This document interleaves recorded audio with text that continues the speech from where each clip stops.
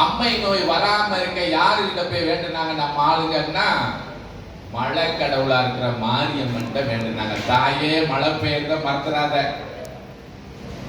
என்ன. அப்புறம் அம்மை நோய் வந்தா தாக்கு பிடிக்கிறதுக்கு என்ன பண்ணணும்? கூழ் இருக்குதுல, கூழ் அது காய்ச்சி ஊத்தணும். இந்த கூழ் அம்மை நோயை தடுக்கக்கூடிய மிகச்சிறந்த ஒரு உணவா இல்லைங்களா? அதனால மாரியம்மன் கோயில கூழ் ஊத்தி மாரியம்மனுக்கு விழா எடுத்து சித்திரை பருவம் கொண்டாடி இருக்காங்க. யமனோட கணக்கு பிள்ளை சித்திரகுப்தன் யாரு? அக்கவுண்டன்ட். அவர் வேலை என்ன அப்படின்னு பாத்தீங்கன்னா, நம்ம தினதோறும் அன்றாட வாழ்க்கையில செய்யணும் இல்லையா, நல்லது கெட்டது எல்லாம், இதெல்லாம் ரெக்கார்ட் பண்ணி வைக்கிற வேலை. நல்லது சிந்திக்கிறோம், அதுக்கு எதிர்மாறா ஒவ்வொரு நாளும் என்ன கெட்டதை பண்றோம், என்ன கெட்டதை சிந்திக்கிறோம், என்ன கெட்டதை செய்கிறோம், இதெல்லாம் எழுதப்பட்டிருக்கா பாவ புண்ணிய கணக்குன்றாங்க.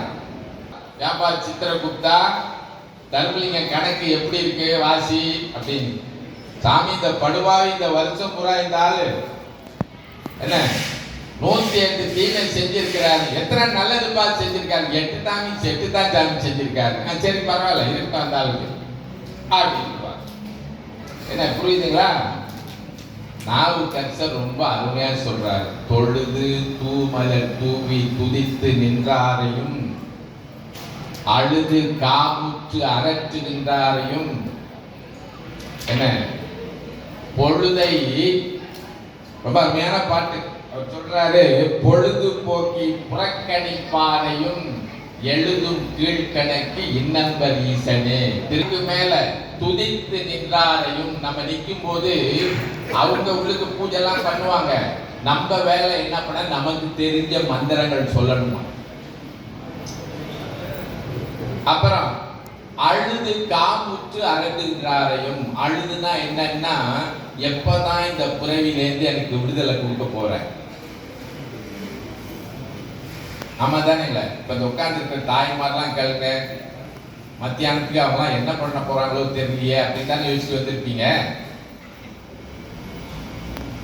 ரொச்ச நாய் வாங்கிட்டு வச்சுட்டு வந்தோம், அது காலையோட புடிஞ்சிருக்கோம். இப்ப 2 மணிக்கு போய் என்ன பண்ணணும்னு யோசிச்சு தானே இருப்பீங்க.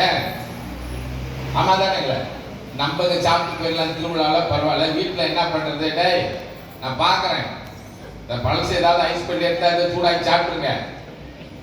பொறுப்பு இருக்கா இல்லையா நமக்கு? அது வேணாம் தானே? இல்லை கொஞ்சம் பேர் இந்த பெண்கள் பாத்தீங்கன்னா, ஒரு பாட்டை நான் சொல்றேன், அது பெருமானுக்கு நன்றி சொல்வது.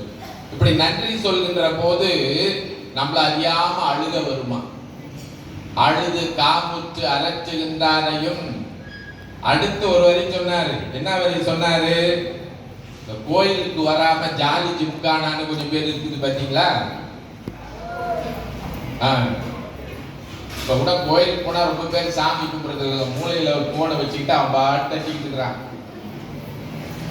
அந்த சரக்கு தான் மச்சான், அந்த சரக்கு தான் மச்சான் அப்படின்னு லைன் கொடுத்துக்கிட்டே இருக்கு மச்சான். இங்க ஒரு லைன் போன்ல இருக்கு, அங்க ஒரு லைன் கொடுத்துக்கிட்டே இருக்கான் இல்லைங்களா?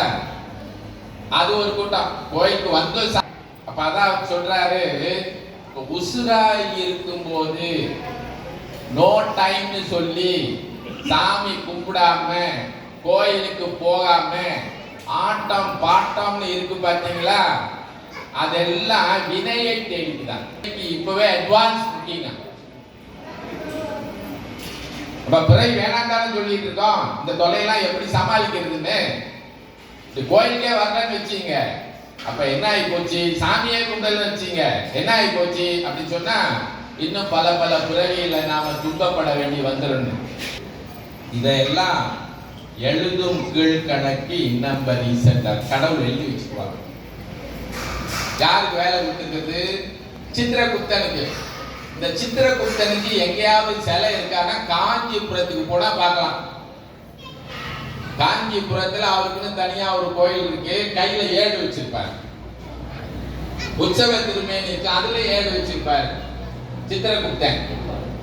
ஏன் வச்சிருக்காங்க கோயில்னா, அவரை பார்த்து தெரிஞ்சு நம்ம கணக்கெல்லாம் எழுதப்பட்டு வந்துட்டு இருக்கு அப்படின்னு தெரிஞ்சு கொள்ள வேண்டும் அப்படின்னு சொல்லி